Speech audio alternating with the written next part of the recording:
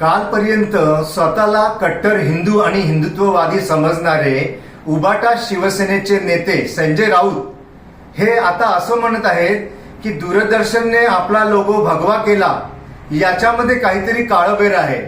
आता पहा, हिंदुत्वाच्या नावावरती हेच सर्वजण आरडाओरड करत होते, आम्ही हिंदुत्ववादी, आणि हिंदुत्वाच्या नावावरती मतं मागत होते. आज त्यांना हिंदू आणि भगवा रंग याचा तिरस्कार वाटायला लागलेला आहे. जेव्हापासून हे काँग्रेसच्या मांडीला मांडी लावून बसलेले आहेत तेव्हापासून हे हिंदुत्वाचा विरोध करायला लागलेले आहेत. आणि आजपर्यंत यांनी हिंदुत्वाच्या नावावरतीच मतं मागितली आणि सत्ता भोगली.